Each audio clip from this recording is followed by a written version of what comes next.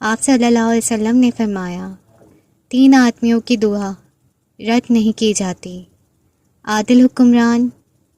روزے دار حتیٰ کہ روزہ افطار کر لے، اور مظلوم۔ ترمذی۔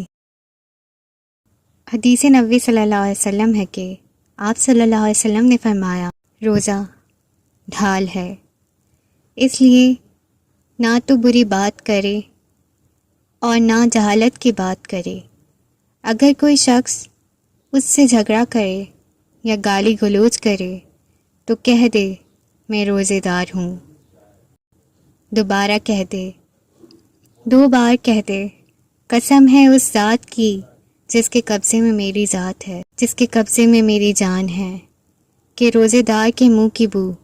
اللہ کے نزدیک مشک کی خوشبو سے بہتر ہے، اور وہ کھانا پینا اور اپنی مرغوب چیزوں کو روزوں کی خاطر چھوڑ دیتا ہے، اور میں اس کا بدلہ دیتا ہوں اور نیکی 10 گنا ملتی ہے۔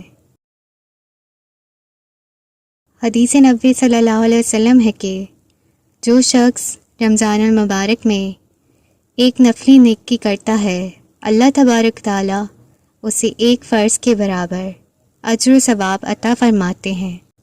اور جو شخص رمضان المبارک میں 1 فرض ادا کرتا ہے،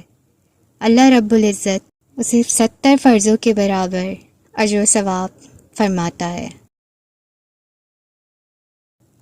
حدیث نبوی صلی اللہ علیہ وسلم ہے کہ تحقیق تمہارے پاس رمضان آیا ہے،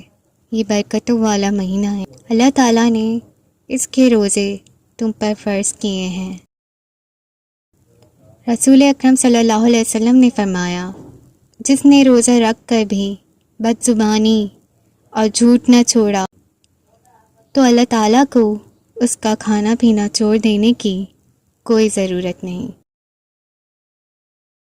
حضرت عبداللہ بن عباس رضی اللہ تعالیٰ عنہ سے روایت ہے کہ آپ صلی اللہ علیہ وسلم نے فرمایا اگر کوئی شخص رمضان میں بیمار ہو جائے اور ٹھیک نہ ہو اور مر جائے تو اس کی طرف سے مسکینوں کو کھانا کھلا دیا جائے گا اور اس کے ذمے قضا واجب نہ ہوگی، لیکن اگر اس نے کوئی نظر کی ہوگی تو اس کی طرف سے اس کا دلی اس کو پورا کرے گا۔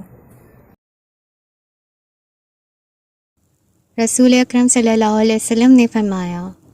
روزے دار کو 2 خوشیاں حاصل ہوتی ہیں، ایک اس وقت جب وہ افطار کرتا ہے تو خوشی محسوس کرتا ہے،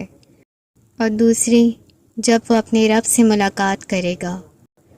تو روزے کا ثواب دیکھ کر خوش ہو جائے گا۔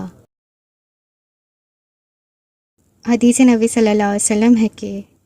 سحری کھاؤ کیونکہ سحری کھانے میں برکت ہے، یقیناً اللہ اور اس کے فرشتے سحری کھانے والوں پر درود بھیجتے ہیں۔